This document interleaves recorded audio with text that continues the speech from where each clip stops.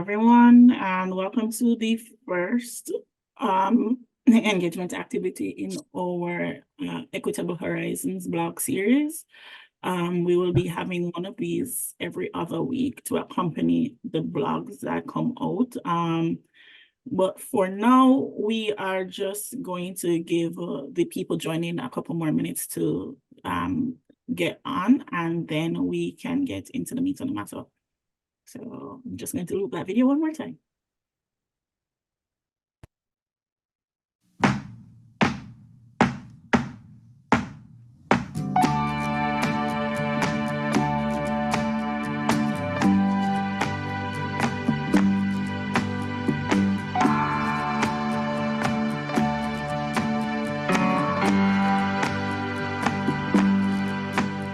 The answer to that question depends on if you look at autism from a deficit or a neurodiversity perspective. A deficit view considers autism to be persistent deficits in social communication and restricted and repetitive behaviours. But from a neurodiversity view, it's just that the brains of autistic people operate differently. They're not deficient. And the challenges that autistic people face come about because we are operating in a world that has been designed for a different brain type.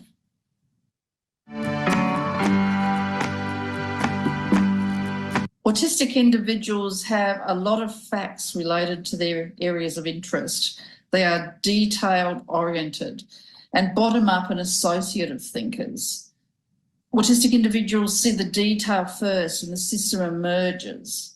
For neurotypical people, their systems thinking approach is top-down. They frame the system and then they investigate the detail.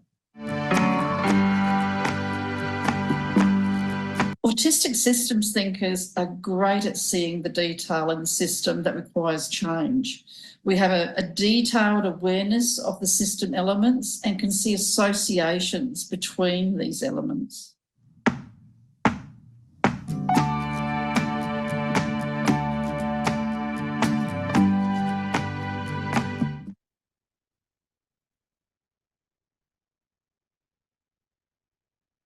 All right.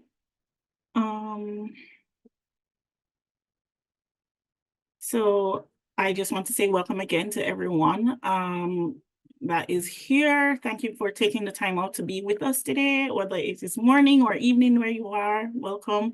My name is Jenny Crosdale. I am the Admin and Communications Coordinator with Illuminate. And I will just be moderating, more or less, for the rest of this session.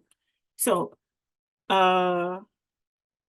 this is the first of 10, 10 of these that will be spread across the next 4 months, as we have practitioners from all over and in all different fields come and talk about negotiating systems change through collective leadership.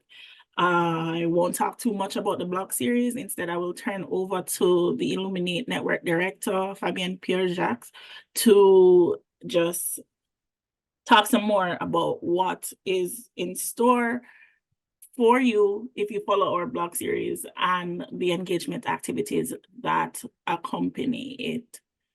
Fabienne? Okay. Good evening or good morning, depending on which part of the world you're joining us.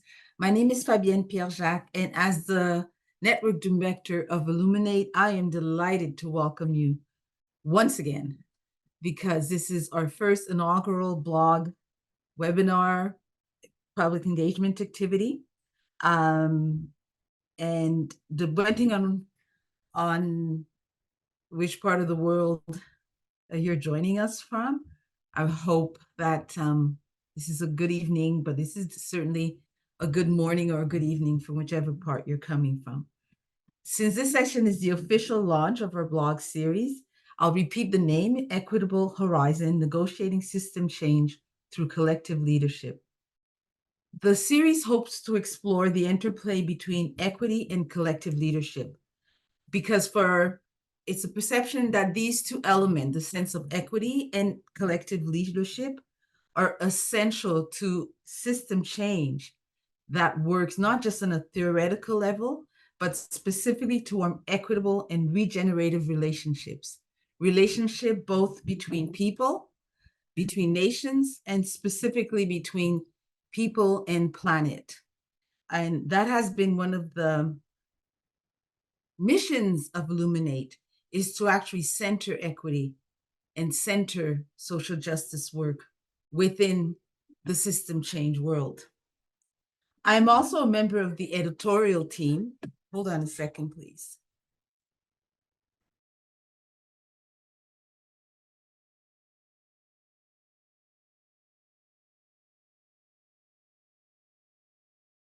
Sorry, I was just having one little problem with my internet and the noise interfered. I'm also a member of the editorial team, and that's we call ourselves the Editorial Collective.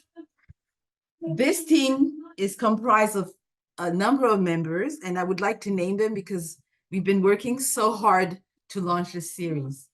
We have Russ Goskin, Ana Lucia Castano, Louis Alejandro Tapia, and tonight we'll be joined by another member, which is Dr. Kaytura Felix, who has graciously accepted to present partly on system change, but specifically on her work tonight. Since June 2023, the Editorial Collective has supported the project in a very direct and concrete way. And what's really amazing to me and what my experience has been, and we will be sharing this in another one of our activities, is the experience of doing this project in a real concrete collective way. And so first, the Editorial Collective supported the engagement of an editorial coordinator, Katenda Zinga Mazawi, who has supported the project and coordinated the work of first calling out for and then selecting from a wonderful response, 10 specific pieces that will be published over the next 4 months. Each will be followed by a public engagement activity where you are all invited again to join us to both meet the authors and content creators of these pieces and explore the content and the discussion and the implications for system change. We hope that you'll be able to join us for all these discussions. They will be scheduled at different times because what we would like to do is be able to provide, since we have authors from different parts of the world, we would also allow to provide opportunities for their network and their colleagues to join the discussion. So I will pass the baton back to Janit for the rest of the evening. All right, thank you so much, Fabian. So as Fabian mentioned, we have 2 persons on our panel. It's a 2-person panel tonight. So the first person is Dr. Sharon Zivkovic, who is the founder and CEO of the social enterprise community Capacity Builders. And as an autistic social entrepreneur and systems thinker, Sharon has used her bottom-up and associative thinking skills and her systemizing capabilities to develop and commercialize a number of social innovations. In 2016, Sharon received a Fresh Scientist Award for her innovative work in addressing wicked problems using complexity science. And in 2021, Sharon's work in applied complexity, social entrepreneurship, and wicked problems was recognized on the map of complexity sciences. Community Capacity Builders has recently established a Center for Autistic Social Entrepreneurship. The center's activities include building the capacity of disability service providers, social enterprise support organizations, and business advisors to provide services to autistic social entrepreneurs in a neurodiversity affirming manner. Sharon's other roles include Adjunct Research Fellow at Torrens University, Australia, and a member of Emerald Publishing's Impact Advisory Board. Sharon is also the author of our very first piece, which is recognizing and supporting the systems thinking and systemizing capabilities of autistic persons, which is the title of this webinar. Our other panelist tonight is Kaytura Felix, MD. Kaytura Felix is a distinguished scholar in the Department of Health and Management, at Johns Hopkins Bloomberg School of Public Health. Her work focuses on health justice and alternatives to medical racism. She self-describes as a spiritual activist who has pursued health justice in different leadership and management roles within governmental and philanthropic sectors for more than 2 decades. Her most recent role was a managing director at Robert Wood Johnson Foundation, the largest U.S. foundation focused solely on health.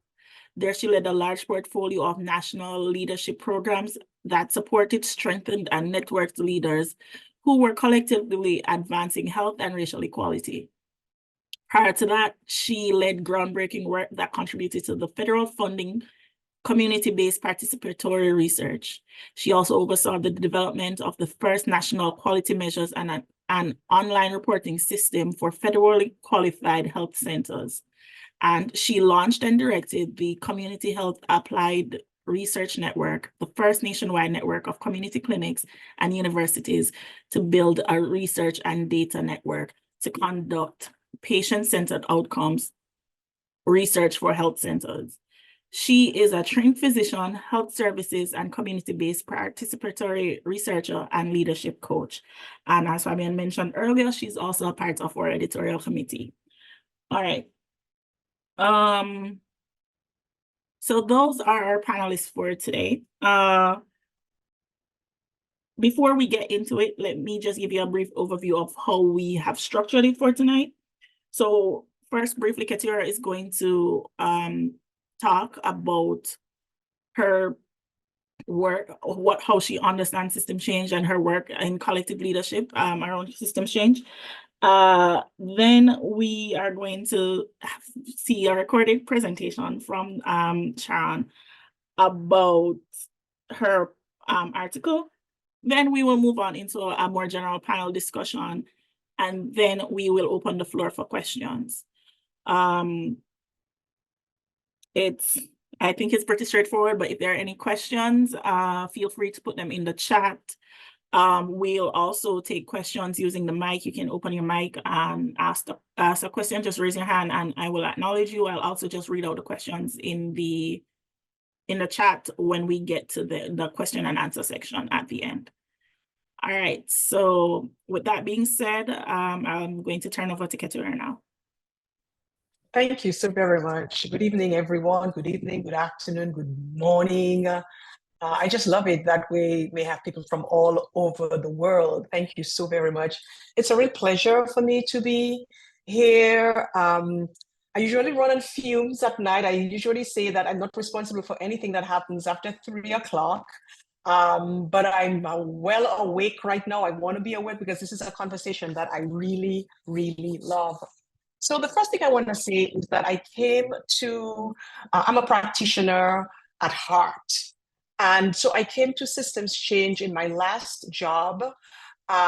When I was the managing director, we were developing leadership programs for people who were tackling wicked problems, problems like poverty, problems like segregation, problems like violence. I mean, these are really complex problems. And so that was a context in which that I had come across systems change.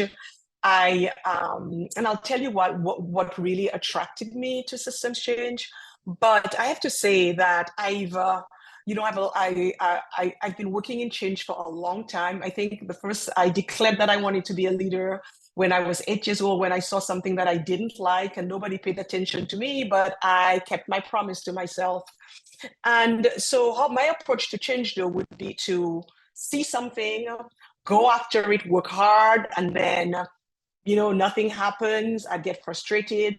You need more energy, more resources. And what that ultimately ended with is a lot of, frustration and burnout, right? But that's not only my challenge, because organizations behave that way. We think of it mechanically. We think, you see something, you act, and you expect change. And if you don't get change, we amplify our efforts. Well, it seems like this is common sense, but systems change helps us understand why that is a paradox, like why you can see a problem, act on the problem, and things don't change. So that's what I really want to talk about. I want to talk about my understanding of systems change and the paradox that it helped me understand and manage. So system change teaches us that what we see as the problem or what we describe as the problem is not the problem, it's actually a part of the problem, right? And that it is what they call in systems change, like the tip of the iceberg. And so there's a bigger story. So under what we see is the problem is the rest of the iceberg, which is a larger story. And so let me just talk to you about what I understand the rest, what's under the water, right? So the difficulties we see, whether it's like people dying prematurely, that data, that is what gets our attention. Something bad happens, it gets our attention. But there are many other factors that are at play, and those factors are typically invisible. So let's say we see the tip of the iceberg, and when we dive a little deeper, we begin to see like there are patterns, right? There are patterns, changes around what it is we don't like. So we get to see these patterns. If we dig a little bit deeper, we get to see that there is a structure around whatever the problem is. There are people, there are institutions, there are where these institutions are acting with each other. There are relationships that are holding up whatever it is we are seeing. When we dive even deeper yet, we see that there are ideas, what are called mental models, that prop up what we call the problem. And I'm going to illustrate that with a pretty basic example. I didn't know who was going to be on the call. And so I thought I wanted to give an example from everyday life that anybody, if like my sister or my mother was on the call, you'd be able to understand what systems problem is. So this winter was pretty hard for me. At night, I would have itchy skin to the point where I couldn't sleep. And I would try to have, I have home remedies, and none of them worked. And so I was complaining to my husband that my skin I have really dry and itchy skin. And he says to me, like, I was reading this newspaper article, and that's a phenomenon. More and more people are experiencing skin problems this winter. Eczema, more eczema, more psoriasis, just a lot more problems, right? So here it's the itchy skin that I have. And then below it are the trends, right? More people are having, so it's not just my problem, right? More people are having itchy skin. And that it's not just the trends. When we look even further, what we're learning is that this itchy skin is a result of climate change, right? The changes in the environment. What is doing that? It's the way you and I are living our lives, how we are driving, the kinds of energy we are using. It's the new sectors and new industries, like artificial intelligence, like Bitcoin mining, like data storage, like all of these things is driving up climate change.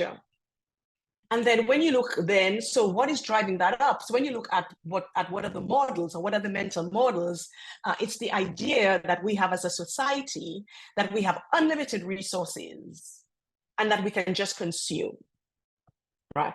So looking at this phenomenon that I'm experiencing, which is an itchy skin, when I take a systems change perspective to it, like, yes, I want to be comfortable. Yes, I want, not to itch, but I'm not just interested in treating the symptoms. I'm going to look at the system that results in the symptoms. So what can I do? I can, look at just focused on my behavior. I can look at the patterns. that I live by? How am I using energy, right? So that becomes an important question with systems change. Another thing that becomes important is how are we using our resources, right? So when we take a systems change perspective, we're not just treating the symptoms, we're also looking to treat the root causes of these problems. So that's the first lesson I learned from a systems change perspective. The second lesson I learned is how to approach a problem. So because I shared with you how complicated these problems are. It's not, act, react. There are many actors. Even my itchy skin, there are many people that are operating. Most of them are invisible to me. So systems change teaches us that to solve these complex problems, you need different people. Why you need different people? Because as human beings, there are things we see and there are things we don't see. We all have blindnesses. But here's the good news. We don't all have the same blindnesses. I'm going to say that again. We all have blindnesses, but we all do not have the same blindnesses. And so that is the power of diversity. That is the power. And so systems change, in my experience, teaches us and reiterates the power of diversity. And I think in your paper, Sharon, you illustrate that point really beautifully. And the third thing I want to say that systems change has taught me is that things are dynamic. Systems rise, they crest, and then they fall. We don't get to choose that.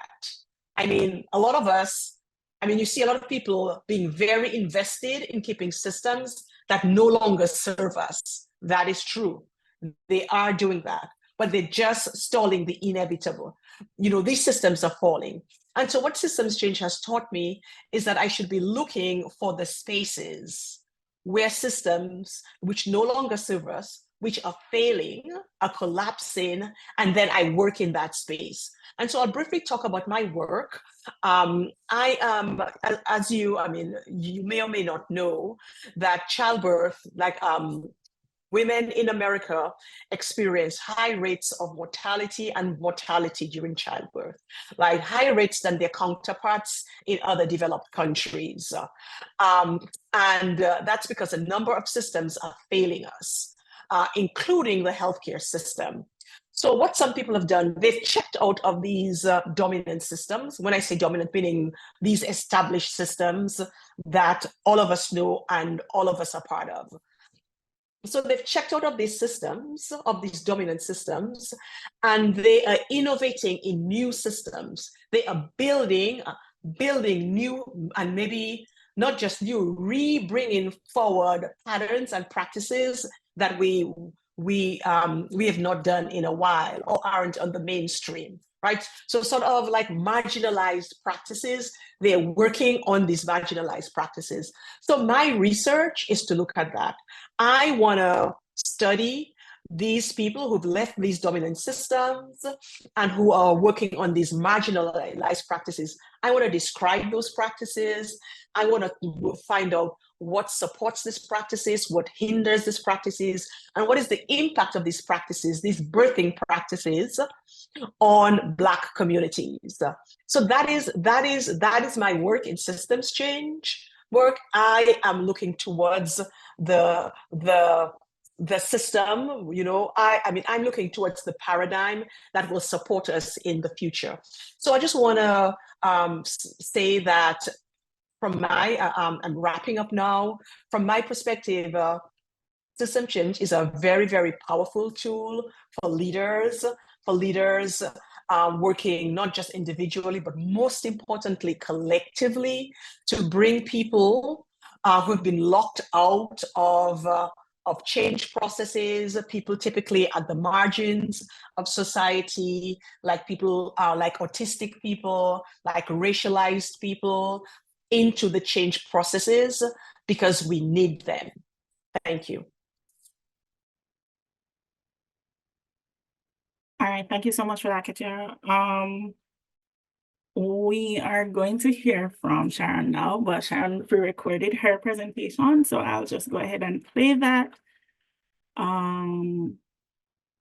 And this presentation is just basically on what her article is about, and that will fuel the discussion going forward. All right.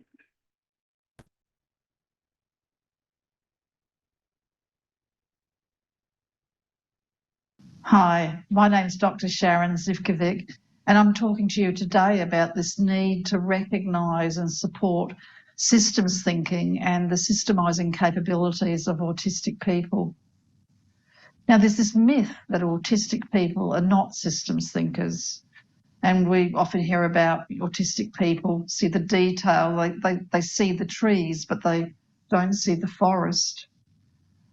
Now, this doesn't quite make sense because we're also told that autistic people have a passion for creating systems change towards greater equality, fairness and social justice. And we see this every day. We see this with the amazing autistic community leaders like Greta Thunberg and Grace Tame. These community leaders are very much looking at the big picture and not stuck in the detail. They want to see lasting, big picture systemic change. So what I'm arguing in the paper that goes along with this presentation is that I think the issue is that we're stuck on this deficit view of autism, and we're considering that a neurotypical way of doing systems thinking is the only correct approach to go about systems thinking. Now, this deficit view of autism is so prevailing. It's, you know, when we get an autism diagnosis, it's all based on what we are deficient at. No one ever looks at what kind of capabilities we have.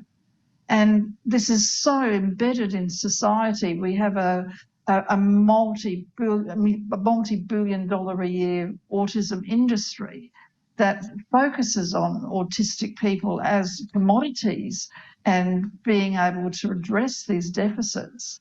So this is very hard to change the thinking, to think about strengths and autism. Now, the implications from constantly thinking about autistic deficits and the reality of autistic people having to operate in a world that's just not designed for them is that the average life expectancy of autistic individuals is 39 years, and autistic people are 7 times more likely to die by suicide than non-autistic people.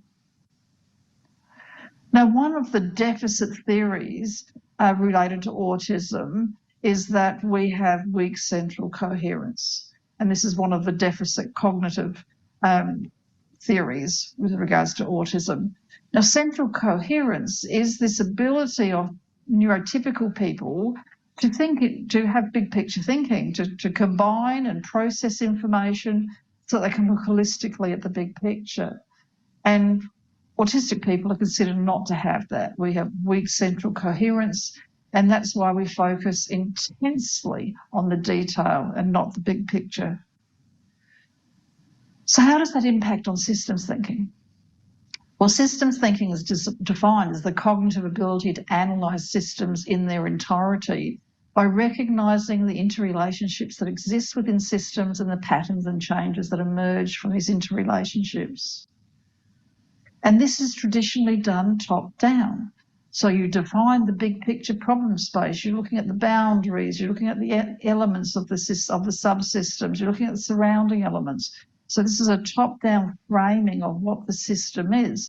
And we see that in processes like the System Mapping Toolkit of the System Mapping Academy, where, you know, the first step is to frame the system. Now, that's fine for a neurotypical thinking style. And so neurotypical people are generally top-down thinkers. They frame first. So they frame before the detail. But autistic individuals are generally bottom-up thinkers. We focus on the detail first, and the framing emerges from that detail. So what can we do about this? Well, if we take a neurodiversity affirming approach to systems thinking, then that gives room to recognise and appreciate autistic systems thinking. Now, neurodiversity recognises that human brains can be wired in a variety of different ways, and none of them are inherently superior. And so for autistic people, taking this neurodiversity affirming perspective, it just recognises that our brains, autistic people's brains, functions differently to the average human brain type, but we are not deficient. We're just different. And so for autistic individuals, we still face the challenges, the day-to-day challenges of living in a world that was not designed for us. But by taking a neurodiversity affirming approach, what that does is enables us to recognise our unique strengths and abilities of our way of thinking, of our autistic cognition. Now, to explain autistic thinking and what it's like, it's really based on this concept of monotropism as the starting point. So this is an approach, a way of thinking about autistic cognition. It's an interest-based model of autism that explains the tendency for autistic people to focus our attention on one or a few areas of interest with a high level of concentration. And researchers show that autistic individuals spend on average of 26 hours per week on their interest areas. So we have these amazing data sets in our heads of information that's related to our interest areas. Now, this is a research study that was done a couple of years ago into monotropism, and the graph on the left highlights how autistic people have got a much higher monotropism score through the testing than non-autistic people. And the graph on the right shows that if an autistic person also has ADHD, they even have a higher score. And this is important because 50 to 70% of autistic people also have ADHD. So what does autistic systems thinking look like? Well, it's bottom-up thinking. So we've got all these facts or pictures related to our monotropic interest areas. And autistic people are also known for associative thinker. So we make associations between these facts or images, and therefore the system emerges. Now, another concept which is important to think about related to systems is systemising. And systemising is defined as the drive, motivation and cognitive process of analysing the variables in a system or constructing a system. It involves identifying the rules and the patterns that govern a system in order to make predictions on how that system will behave. And autistic people are considered to be hyper-systemisers. So we've got strong systemising capability. And in the book on the right by Simon Baron-Cohen, he talks about how autistic people drive human invention because we are able to systemise and create inventions from our knowledge bases in various areas. So I just want to have a look now at a couple of case studies, and the first one is Temple Grandin. Now, Temple Grandin's written a lot of books about this, and a lot about what I'm talking about today actually comes from Temple's work. Temple Grandin is a famous autistic leader. She's an autistic academic, and she's also an academic in looking at animal husbandry as well. And so she's written quite prolifically on both of those areas, and these are a couple of books that I highly recommend on autistic thinking. Now, Temple Grandin is an autistic picture thinker. She sees in pictures. So she talks about having like a Google operating system inside her head that comes up in picture form. And so she has got these massive data sets on her areas of interest, and she talks about them increasing, how much the data is increasing as she's getting older. And there's a few images there of from Temple Grandin's work, because she does a lot of work in the design of meat plants, and approximately 50% of all cattle in the United States are handled through restrainer systems that Temple Grandin has designed for meat plants. Now, the other person I want to talk about today is me as a case study, and my systems thinking and systemising abilities in the work that I've done over the years. And I'm an autistic word fact thinker. I'm not a picture thinker. I actually have aphantasia, so images is not a strong point for me. So these couple of diagrams here show the I guess the classification systems that I have used with regards to community capacity builders and my social enterprise focuses initially on community capacity building. And so the image on the left and that bit in blue down the bottom, that represents that I found 600 concepts, tools and techniques from my monotropic interest in community capacity building. And these came from 7 different perspectives on how you could build community capacity. And what I did is I classified them into the image on the right, which shows the classification system of a process and different stages of building the capacity of a community. And through that, they actually, if a person went through those stages and learned about those tools, etc., they would be able to achieve the outcomes that are shown in pink in the image on the left. So what I did with regards to systemising is I took that process, which came from my bottom-up and associative thinking, and I actually systemised that into a 20-topic training program. Now, this is the way I work, this bottom-up and associative thinking and systemising. There's another example here on the left-hand side is the framework that came out of my PhD, where I took 4 different complex systems leadership theories and actually made the associations between the different characteristics in those theories to where they fitted on a transition process for transition in systems. And then I systemised that by wireframing computer software for creating systems change. Another one that I've done is there's a paper I wrote on the top left there, Systemic Innovation Labs, a lab for wicked problems. And what I did there is I looked at different lab processes and looked at their characteristics and aligned them to the characteristics of what was required to address complex social policy problems, wicked problems. And through that, worked out what was missing, like there wasn't a one lab approach that did all of it, had all those characteristics for addressing wicked problems, so developed a new lab approach. And then I systemised that as a methodology, and on the right-hand side is a paper from a project in Western Australia where it's been used for food security, and that paper there is about the pilot, and now that's being used, that methodology is being used statewide for food security in Western Australia.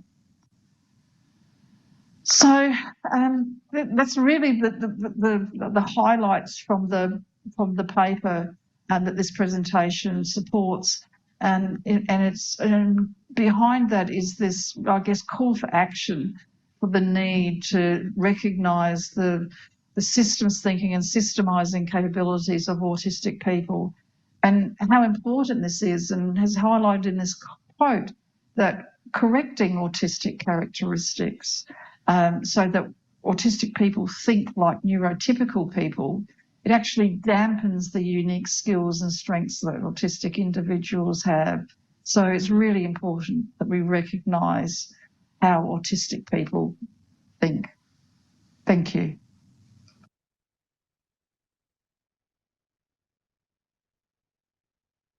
All right.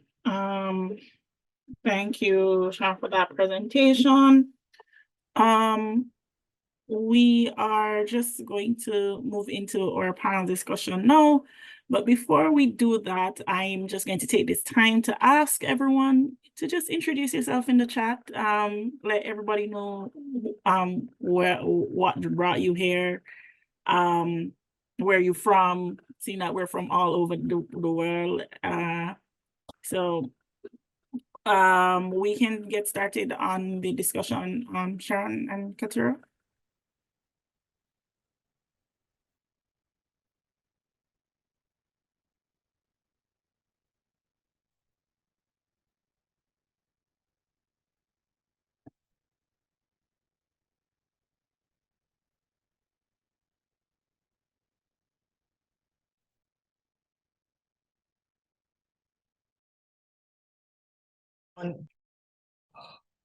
Okay, is that my cue, Janique? Yes, Yeah, yes. that's wonderful. So I really loved the paper, and I feel like I have the good fortune of reading it and hearing your presentation, and so how can we reframe this? I think your call to action is a really powerful call to action. Can you talk about a step that we can take? What small step that we can take to really begin to act on that call to action, right? Knowing that autistic people have their innate gifts and innate abilities. So what can we do to reframe that? I think today and illuminate getting behind this call and by having the session, promoting the paper is a great first step, because there is the deficit view of autism is so strong. It's very hard to break through that, to actually encourage people to start looking at the strengths of autistic people. And so having this opportunity to, talk about strengths when we're talking about autistic people is a great first step. Yeah. Neurodiversity is a movement. This idea of recognizing the diversity of how people's brains works is the next big movement that's going to come through, and to have this opportunity to have this floor to start this discussion. I think the next steps is to just keep the discussion going. I'm really pleased to see a couple of fellow autistic people who are into systems thinking on this call.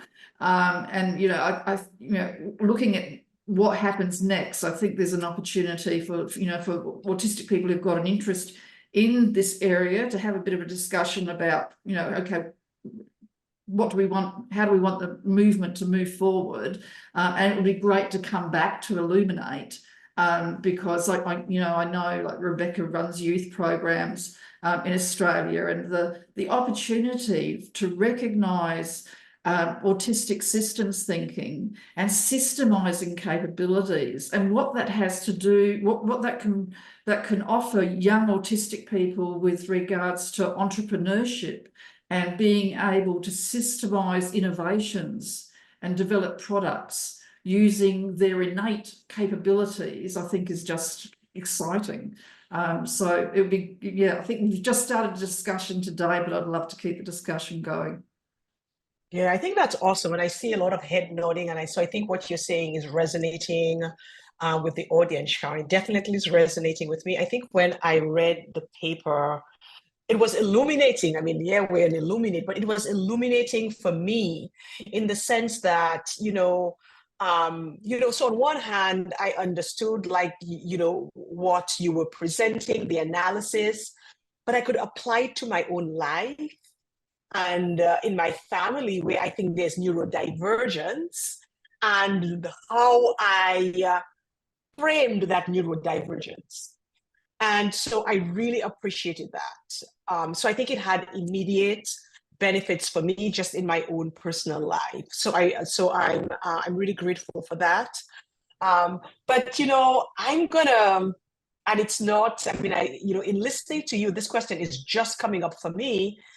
the way you describe it, the way the industry that is around autism, right? The money, the tests, the practitioners, the resources, the pay gaps.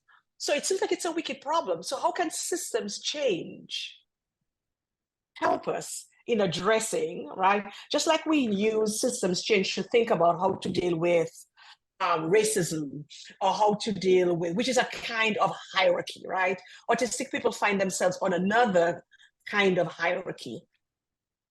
And so we seem to have we're living in a world where we move from one hierarchy to the next. So, I mean, and that, that is very, very problematic. So I would ask you, Sharon, how can systems change itself help us address the problems that people living with autism, not autism, say people living with autism, have to navigate? Really great question. Because my one of my other monotropic interests is social entrepreneurship. And so I've been working in that field for over 20 years, and I've got what entrepreneurship gives an autistic person is the opportunity to control their work environment. And so the sensory challenges, the communication challenges. I mean, I've been really fortunate that I've been self-employed most of my life. So I've had the opportunity of not having to. When I had my diagnosis, they said to me, the reason you're so successful is you've created the most perfect life for an autistic person, because I've just created the most wonderful life. And so my interest is in, okay, how do we support other autistic people to be entrepreneurs so that they don't have to go through that challenge of having to get to work in the morning and going on the buses and then all day at work, etc. And so I started thinking about, the need to develop programs to support autistic social entrepreneurs. And then there was two reasons why I kind of like stepped back from that. One was that we can't set up a separate system for autistic social entrepreneurs. It's got to be part of mainstream society. It's got the business advisors, all of the people in the systems of entrepreneurship have to be inclusive of autistic people. So it wasn't that the autistic people needed training in social entrepreneurship. It was that everybody else in the support system needed training to understand how autistic people think and to how to actually embrace and make what they're currently doing inclusive of autistic people. So what I've been working on for the last couple of years is more of a process for creating a place-based system that supports autistic social entrepreneurship through the upskilling of the disability service providers and the business advisors and all the people that autistic people come in contact with. Because it's not only if autistic people are having the opportunity for self-employment, and we focus on autistic entrepreneurship and providing training to autistic people, then they've got to be going into a system that is not supportive of them. It's not supportive in how they communicate with autistic people. It's not supportive with regards to how they consider autistic people think. Currently, business model templates, the business planning processes, all that is top-down thinking, where there's an effectuation approach to entrepreneurship development, which is bottom up. So that's the approach that business advisors need to take. So great question. We've got to focus on, it's not the autistic people that we need to change. It's the systems that we're in have got to be welcoming to autistic people. Yeah, I mean, I certainly appreciate that, and it resonates with me in, the work that I've done, and the investments that we've made as an organization in equity and in really supporting people from marginalized communities. And what we found in those settings, that there are two things that need to happen. One, you have we need the environment right? So we need the environment to change. We need the environment to be more hospitable. I mean, that's the language that I use. We need the environment, these organizations to be more hospitable and supportive of marginalized communities. So that's one. But we've also learned that we need, in my work, need to create some spaces, some safe spaces for people from marginalized communities to come together. What some people called, I was talking to somebody earlier on today, and he talked about maroonage. Like, we need some spaces where people can really develop themselves and can see themselves reflected in their environment. And so I'm wondering what you think about that, whether it's a one or whether it's both. I mean, as an individual, you may have your own limitations in terms of where you put your resources, but as a society, I'm wondering how we should be approaching, that challenge. This is really a start of a movement, and like any movement, we need to come together, the people who are marginalised. And so in Australia last year, and we're ramping up this year, we're celebrating Autistic Pride Day. Last year we had Autistic Pride Day in Melbourne, and this year we're having Autistic Pride Day celebrations in Melbourne and Sydney. And so I'm fortunate to be on the board of the advisory board for Autistic Pride Day.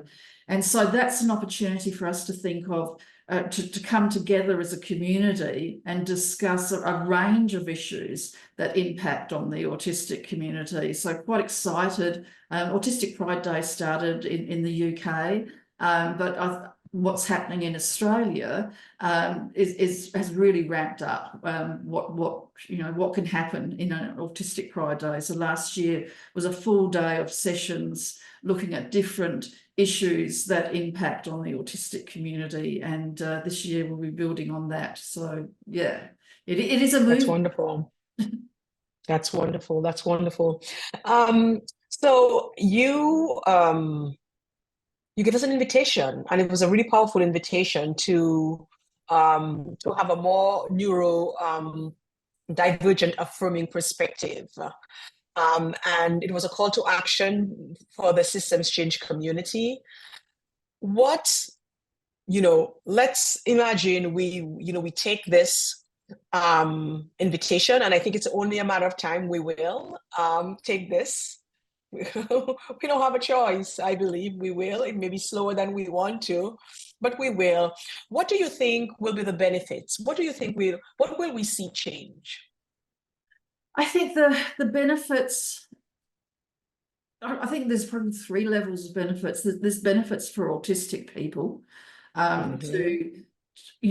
am so, it sounds crazy to say this, but I'm so fortunate that I left school. I stopped attending school by the end of primary, and I was on welfare for many years before, I only had a few employment positions, and I apologise to those employers because I didn't last very long, and I always wanted to do my own thing, so I didn't quite do what I was supposed to do because I was following my interests.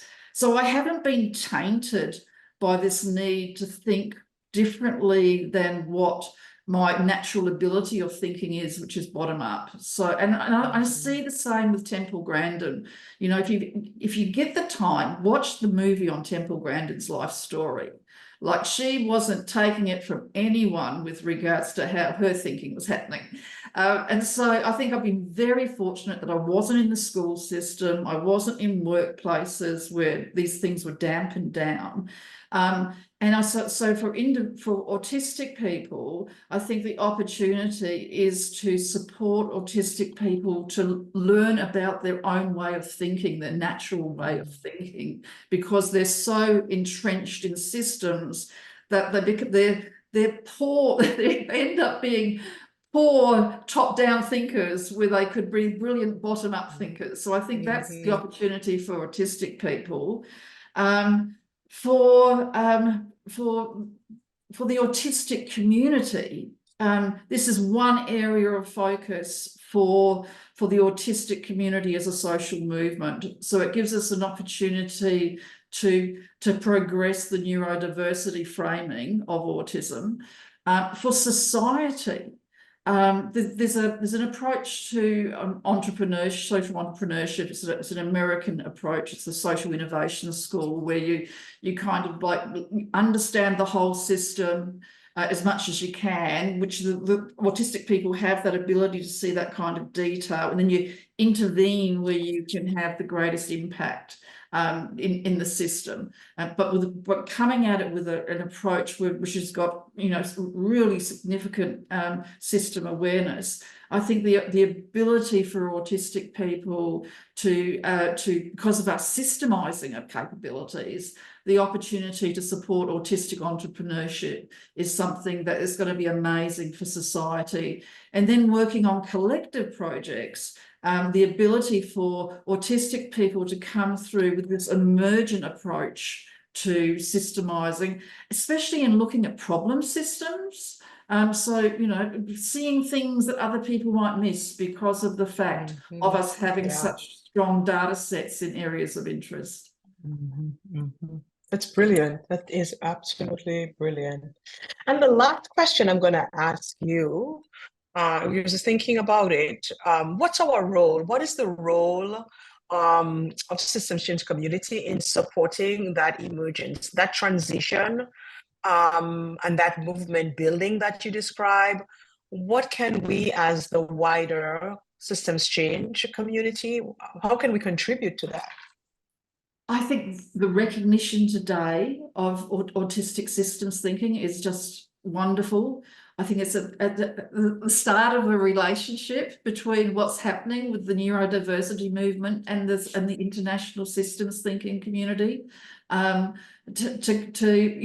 once in a while for us to touch base. I mean, I think today is going to be the start of discussions within the autistic community, because there are, you know, people who are interested in autistic systems thinking in Australia, and I'm sure there is. You know, we've started this conversation, and I'd love to touch base in like a month's time to see what comes out of today and out of the paper, and to, you know, plan some things forward. I mean, to even just have the recognition of your logo on events that happen in Australia, and the work that a lot of autistic entrepreneurs are doing in Australia would just be fantastic. That is awesome. I mean, it's been fun talking to you. I know we have others. So do I pass it on to you, Janik? Will you do that? Or all right, I'm going to pass it on to Janik to help us with the audience. Thank you. The chat has been really busy. It really has been. So I'm just going to go through a couple of the comments. If you have any questions, remember you can put them in the chat, or you can just raise your hand. I'll acknowledge you, and you can open your mic and ask. Okay, so we had an early one from Julie Elliott, who was asking, in the service sector, is it useful to refer to a loose conglomeration of services as a system? I'm happy to talk to that. There's actually a publication from in Australia. We've got a national disability insurance scheme, and there was a publication that was brought out with regards to community engagement of autistic people, and they talked about this ecosystem of there being like parents and service providers, like a support system for autistic people. And so I think there is this opportunity, and I know the work with I'm seeing Maria on the call here, and the work that she does with regards to bringing that community together for a human rights perspective with regards to disability.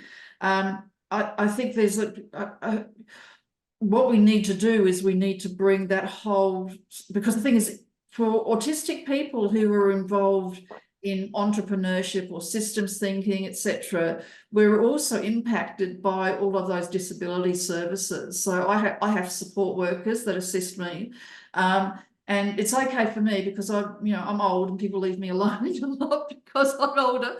But for young people starting off in the space, if they decide, oh, look, I've got this monotropic interest, I'm focusing on this, I want to explore what emerges from my interest area and try to systemize it into something that I could actually have as a business going forward. And then they've got to go talk to their plan manager and say, oh, look, this is what I want to do. And the plan manager's like, oh, what's entrepreneurship? You know, so there's this, so the autistic person, where communication with non-autistic people is difficult at the best of times, has got to go talk to business advisors, got to talk to disability service providers.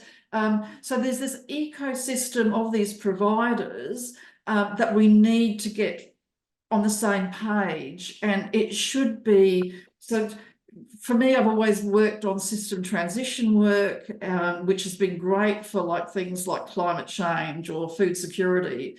But this is a human services system, which is a whole different ball game. And so you've got to have integrated services.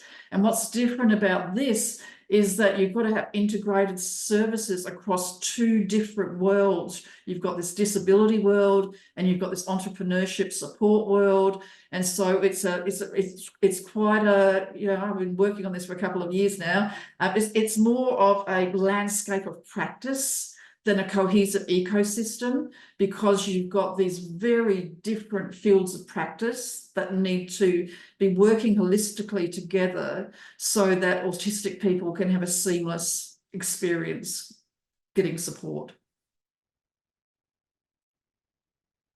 Okay, thank you so much for that. A comment here from Rebecca McCash saying more autistic entrepreneurs solving problems for autistic people equals better solutions, equal autistic leaders. Hiring autistic people equals more autistic people in employment and in supportive employment. That is also very, very true. Celie says, I appreciate the network's efforts and gathering folks today. Thank you. You're welcome. As an autistic who also with other varieties of being neurodivergent, it's important to also consider the wide variety of experiences within the autistic spectrum. Many in the community are critical of Temple Grandin's framings as actually not being inclusive of a segment of spectrum folks who need higher support. Indeed, many of us here remain keen on equitable considerations and radical, clear, and inclusivity. I definitely want to talk to that, because some of Temple's stuff does make me cringe, some of the comments she makes. What I love about Temple's work is the focus she has put on autistic thinking. But with regards to some of her, I think some of her comments have changed in recent years. Temple Grandin, I think, is 70s or 80s now. So she's got a very dated idea of what autism is.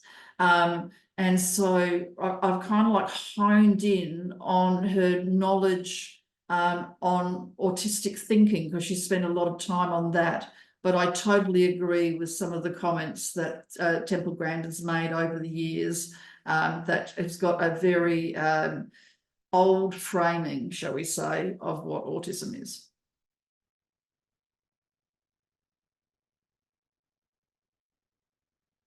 Sorry about that, I was muted.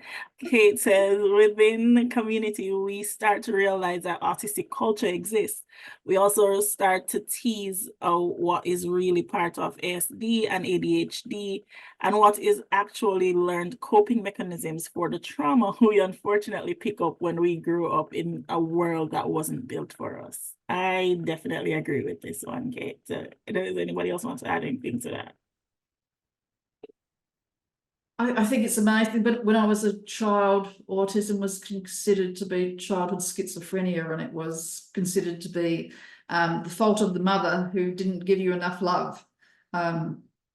So, looking at where Temple comes from, and from, she's older than me, so I can understand her perspective, but I do feel sorry for people, for young people who are being brought up in a deficit culture and having to really push to be listened to with regards to their strengths and abilities. And I definitely, I've got autistic nieces and nephews, and so I'm hoping we have a better world.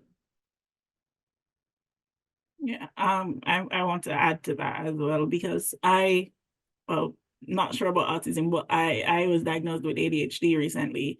And I am from Jamaica, grew up in Jamaica, and in Jamaica, mental problems or neurodiversity is not something that is talked about at all.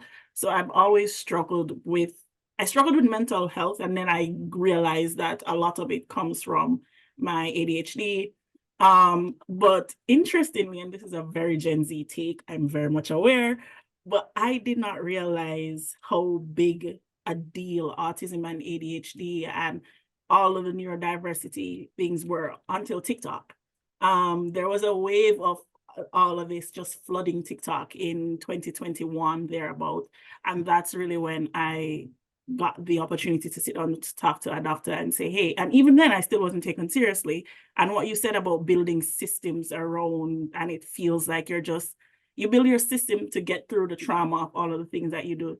And that's something that really stuck out to me of what was said, because I realized that was what I was doing, and that's what I still do to this day. And like I explained to people, I rather work remotely and I rather work not in an office, because sometimes it's too much around me, and being on my own gives me that ability to just handle what comes at me in my own way, in my own time. So that is definitely something that I can apply to my version of neurodiversity as well. So I think that is a very important point. And thank you for sharing that. And I think there is a movement that's happening with regards to neurodiversity and entrepreneurship. There's actually a neurodiversity and entrepreneurship association in the UK now. I'm speaking at a conference in next month at Nottingham University, which is a 2-day conference on neurodiversity and entrepreneurship, because it's so much easier to be working from home as a neurodivergent person. I don't know why it's taking us so long to support neurodivergent entrepreneurship, because it is so much easier. And people say about, having all these inclusive workplaces and all the rest of it, but you still got to get to work. You got to get on the public transport to get to work, and you've got to come home, and you've got to crash at the end of the day. So entrepreneurship is something that's taken up. I was really pleased, I think it was last week, that in the work plan that came out of for the inquiry for work for autism in the UK, social entrepreneurship and increasing support for social entrepreneurship was part of that plan. So it's coming, the realisation that it's easier for us to control our own work environment is coming. Okay, that's great. Kate, you can go ahead. Yeah, I have a question. So I mean, I'm so encouraged by what you're sharing, Sharon, and I really appreciate, Janique, what you shared. It was really powerful. And speaking about these movements, how much cross solidarity are you seeing with, say, the neurodiversity movement and the Indigenous movement in Australia? Is there cross-pollination? Is there solidarity? Because we know, right, that a lot of these marginalizations, a lot of people fall in multiple marginalized groups. So, I mean, can you speak to that at all? We do. Or anybody? We do have an implementation committee. I think Rebecca's on the economic focus group, and I know there is an Indigenous autistic person on the oversight committee for Australia's national strategy. For the Autistic Pride Day, there's a strong crossover with gender diversity within that movement, because there's a higher level of gender diversity in the autistic community than there is in the mainstream community. I would like to see more inclusion of Indigenous people into Autistic Pride Day, and as a board member, I'm going to make a note of that now, because we're meeting in a week or two's time. So we'll make sure that this year we actually get some speakers for Autistic Pride Day that are Indigenous as well, because there is different You know, as you know, as Janique said, with regards to, you know, different communities, there is a different, there's different thoughts with regards to autism, and I think those need to be discussed and included in the conversation. Yeah. That's great. Kate. Thanks. I was just thinking about the part about the top down and bottom up processing, and this is an example of what I was saying in the comments about connecting with the autistic community being really neuro affirming, because in my last role I was working as an evaluation consultant, and I was looking at huge amounts of data, like interview information and people's responses to surveys and all sorts of things like that. And it was a very fast-paced environment. But what was happening was, because I was processing like bottom up, I was just absorbing all of this and then processing that at quite a deep level. And I was coming to some really good insights, but it wasn't fast enough for the for the team, because they expected that we'd be able to just like scan and just go, oh, bang, bang, bang, and put all that. And I was like, well, but I think it's more nuanced than this. And so what I ended up having to do is just work these really long hours. Whereas if people understood that, okay, well, that person's, they can do sort of that top part, and then allow a bit more time for the people who can process and really pull those sorts of important threads out, that will be amazing. And then you have a really good report that it's written. That's right, Kate. And our insights, and there's a I think I refer to it in the paper. I think I cite it, but there was this amazing guy who was a researcher, and he was talking about his neurodiverse research assistant, and how, you know, the ability to be to get a bigger idea of the situation because of the intensity of that bottom up. You know what I mean? The amount, you know, you're into that data. And I feel for you, because I've been the same. You know, I do damn good work, but I have to put a lot more hours into it because I am so thorough with regards to the data set than other people. But what we produce is amazing, but there isn't the realization of the process we're going through, and that's not being recognized, and that's not being appreciated, so that we can be, I guess, compensated for producing the damn good work, because we are immersed in a lot more data and taking it all into account and looking at associations. You know, we have got such abilities, and because we're in a world where our approach to process is not recognized, that, you know, it's just, it's damn unfair. Exactly. And I was missing out.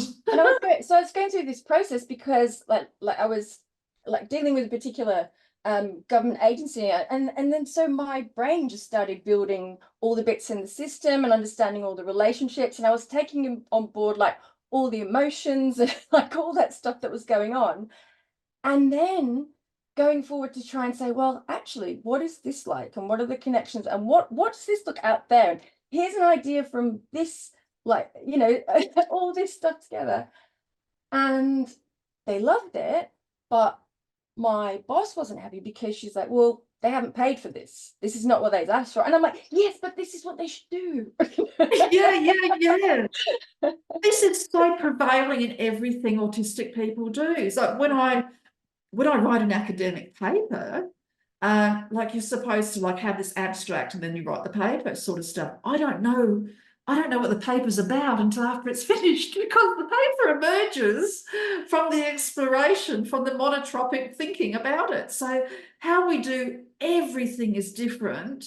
And what we've got to do throughout life is take these top-down processes, spend so much time reworking what we do to try to fit into this world of top-down, It's exhausting from having to do that. So we not only have to do the work, but we're always reworking an approach so that we can fit into how the world is with regards to top down of everything. Like what we talked about today with systems thinking, this has just got such as much resonance with regards to education systems. I'm doing my 7th university qualification right now, and I could just about pull my hair out because everything I have to rework, because it's given to me in like, this is what we're going to cover, but we're going to give you bits and pieces as we go along the course, instead of giving me the whole lot so I can make sense of it, because that's how my thinking is. So workplaces, education places, everything that autistic people have to come in contact with is in a different way than how our brains work. I'll get off my soapbox. Oh, that's great. Everything here is great. Great stuff is happening right now. I see also comments about the need for peer support, and Rebecca says peer support is so overlooked, or young people gain so much benefit from having autistic mentors, but also our mentors get so much benefit out of being with the rest of the team and learning from our young people. Mutualistic symbiosis, beautiful. That is so true, and I'm seeing comments in support of that as well. Adam says as well, I agree, autism and ADHD experience is as diverse as people are. A legislative system will never be agile enough to manage such diverse needs. It needs to fall out. It falls to us to help, to lift up others. That's also very true. Are there any more questions? Any more comments? Kate, go ahead.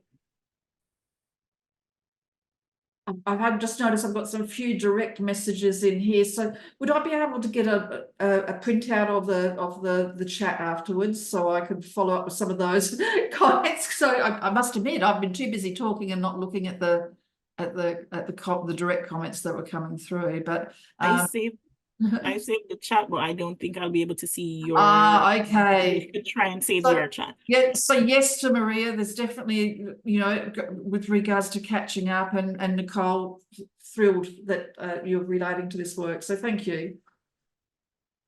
I just wanted to make a point about the crossover with other vulnerable populations, if I may, which was that I mean, quite apart from the issue of intersectionality and the underdiagnosis of autistic people in the BIPOC community, I would say that there is a lot of similarity in the sense that both groups understand, like autistic people and the Indigenous community, for example, would certainly understand the struggle for recognition. But that is why I think, like, if in Australia, we have not even been able to get full recognition for Indigenous people. So it's like we really, as autistic people, are probably behind that. If we can't even get that recognition, then you know, we're even further off, sort of in some way. But it's this. What is very similar is that it's part of it's a civil rights movement, and like every other civil rights movement, we're going to go through phases. Like at the moment, we've got a bit of a backlash, the whole like ADHD, you know, we're talking about TikTok before, so it's like, oh, aren't we all a little bit ADHD, and oh, everyone's going to be something and everyone's going to be special. So it's going to be sort of back and forth. Yeah, it's a long process. And I think there's so much we can learn from the Indigenous movement in Australia. I've got another pet issue too. We've got a few. And one is with the social enterprise sector and the lack of leadership, recognition of leadership from lived experience. And so, you know, this opportunity to have autistic owned and led social enterprises focusing on opportunities for providing a different world for autistic people. Rather than having people who are not autistic leading and running the shows and being more like, you know, placement work sort of thing for autistic people. And so the Indigenous community has had their enterprise, their businesses recognised by the autistic community as social enterprises. So because Indigenous community has got such a connection to land and family and place, their businesses are considered by their culture to be social enterprises because of of where the support goes. And I think there's the same opportunity for the autistic community to follow that same lead with neurodiversity affirming businesses to be seen as social enterprises, because we're addressing this brick wall of deficit. And by having more diversity affirming businesses that are owned and led by autistic people, we're counteracting that deficit view of autism. So I think there's a lot we can learn from that movement from the Indigenous community. Great. Rebecca says, I try very hard to learn about Indigenous thinking and culture and practice. Tyson, I apologize if I butcher this right now, but Tyson's Yonka Portals. Yes. 2 books, How Indigenous Thinking Can Save the World, and Good Story, Bad Story are both incredible books. From what I've learned, Indigenous thinking is very much systems thinking naturally. I actually see a lot of similarity between the way autistic people think and what I've learned about Indigenous thinking. Totally agree. I was involved in organising a conference a couple of years ago at University of South Australia, and Tyson's got an adjunct position there, and he gave a keynote, and I totally agree. I love his work. Yeah, great.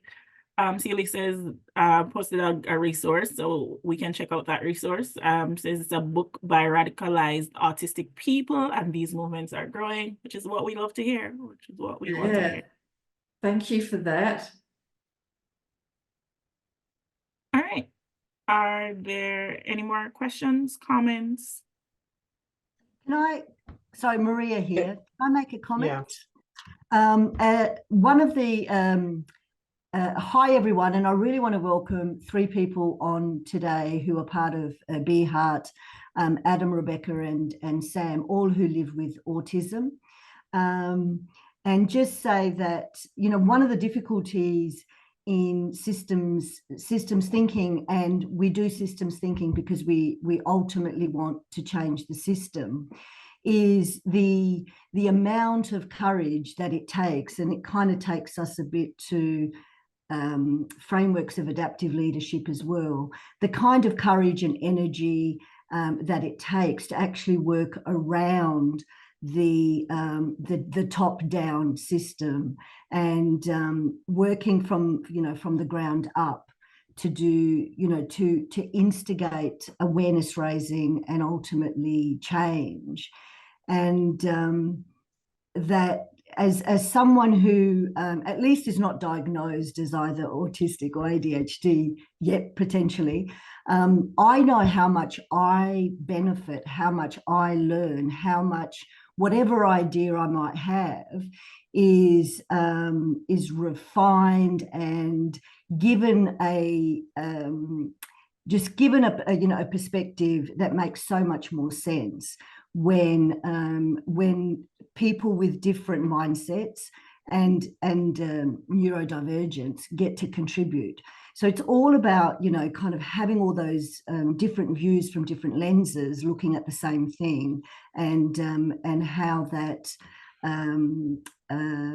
just shines. You've got a diamond with lots of facets, and all that light is valuable and it's relevant, but it does give it a different shine.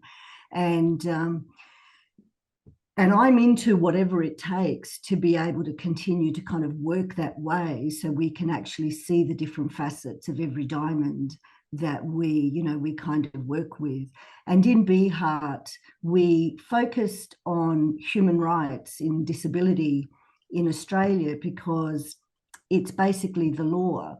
But what we found in our research was that human rights is very top down. It's exactly, Sharon, what you described. It's this big system up here that, but ultimately it's about individuals' rights. It's about, changing the experience and protecting the individuality and the self-respect of individuals. And top down does not guarantee that on any level, in any situation. And so we have to turn it upside down. It's got to be place-based. It's got to be bottom-up, and it's got to be informed by the diverse voices. Certainly I know a couple of my colleagues on today are crazy good systems thinkers. So I did all the kind of work on it with some other colleagues, but I'm so looking forward to unleashing them Lovely. on our next phase of development. So so we're catching up soon, Sharon. Yes, look forward to it. So thanks, everyone. It's actually been a fantastic session. I mean, I never tire of hearing Sharon. But the systems thinking world, BHeart spent 8 months using a systems thinking complexity framework in its development, and what we really learned was there are glass ceilings all over the place, and we just keep bumping our heads into them. So is that where we want to put our energy? And my answer is no. I'm sick of bumping my head into the glass ceiling. Well, I think, shirt somewhere. I think with regards to the work that has to happen is we've got to bring the disability community along for the ride. There's got to be a change in perspective, and the same with the social enterprise sector. The social enterprise sector, when you look at the website for Social Enterprise Australia and an article, that was written by the South Australian Social Enterprise Council, they see themselves as between charity and business. And that's got to change. It's got to be between human rights and business, because the fact is the day of doing things to people is over. And it's a case of supporting people who have got the lived experience of issues to actually be the leaders. Mm. And it's got to be about working together. It's collaboration. It's collaboration. How do we do this together? Because all those systems have to work together. Otherwise, for an autistic person to have to go to the disability sector and tell that story, and then go into the entrepreneurship sector and tell that story, we've got to get all of that. We've got to get a seamless service for autistic people across all of those sectors. Okay, thank you so much, everyone. We're coming towards the end now. Just going to take our last comment from Rebecca J. She says, I haven't commented until now. It's never too late. Yes, we learn and communicate and grow differently. The more we can raise our autistic and neurodivergent kids and welcome our late diagnosed AUND adults into our culture, the better our well-being will be. Also, we have different ways of working, but there are roles where we are better / need assistance with. BHeart is a combination of both ND and autistic and other disabilities, but also non-autistic people. So we all work different ways, but complement each other, which is the way it should go. And Adam says, I'm so tired of telling some professional the story. Okay, so we are pretty much at the end. So we are just going to wrap up really quickly. Kaytura, do you have any closing remarks? I think my closing remarks is just to express my appreciation for the stimulating conversation, and I was really happy to be part of it. I think I will, many of the comments resonate with me. I'm not part of the autistic community, but in the marginalized communities that I inhabit, we could be having the very same conversations. So thank you, Sharon, and thank you for everybody coming here. And this was really energizing, and definitely it's past my bedtime, as I say, but I'm happy that I stayed up past my bedtime. Okay, thank you so much for being here with us, Kaytura. Sharon, do you have any closing remarks, anything coming up that you want to talk about? Just a huge thank you to the Illuminate Network for providing this opportunity to have this discussion. I was just thrilled to see the opportunity and the open call for looking at equity and systems thinking and collaboration and the need to bring those together. It was just an amazing. I was so excited when I was chosen to be one of the articles for this series. This is the start of a discussion, and I'm looking very forward to talking to other folk who are involved in the movement, and to coming back to Illuminate with some ideas of how we could work together. Because it's just been wonderful to have this focus from the international systems thinking community on autistic ways of thinking. So thank you. All right. Thank you so much, Sharon, for contributing all of your ideas. It was really wonderful. It was very enlightening being here. And I'm sure, as the chat was saying, everybody found it really enlightening as well. Thank you so much to everyone who came out and stayed up or started your day with us. It's pretty early in Australia still. As we've been mentioning, this is a part of a larger series on equality, systems change, and collective leadership. We are releasing a blog every other week on Medium.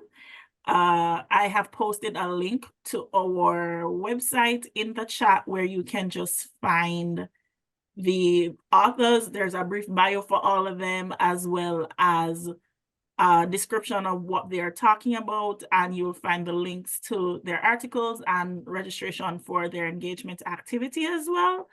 Currently, the only article that is published is Sharon's, but we have another one coming next week by Dan Rudolph, and his is about united playfulness, and it is about the urgent need for pattern disruption and systems change amidst the restless pace of modern life and a looming polycrisis. We follow up each paper that we publish. We follow up with an engagement activity. The engagement activity to come will be a workshop. And the link for registration is already there. So if you're interested in that, you can register there. You can also keep up to date with our LinkedIn, which is Illuminate Network. You can keep up to date with our LinkedIn.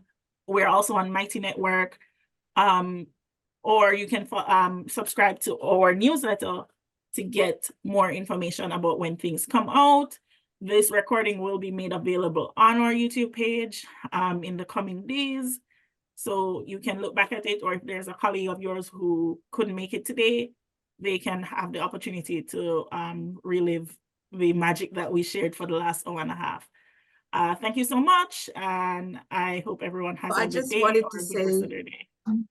I just wanted to say also a thank you to you, Shanique, for the work you've done and for putting together this webinar. Much appreciated. It's our first, and we wouldn't have been able to do it without the work you did both in social media and behind the scene to organize it. So my thanks to you. Sharon, I heard you say you're going to come back to us. So I want to acknowledge, and I'm looking forward to actually continuing this in any shape or form you may want, and let's have this discussion. So I heard it, and I noticed. Wonderful. Come back. So I just wanted to let you know that I did hear it. And Kaytura, even though it's past your bedtime, you look wonderful, and thank you so much for contributing to this really amazing webinar. All right, that's it, everyone. Thank you, and enjoy the rest of your day. And that's it. Bye. Bye.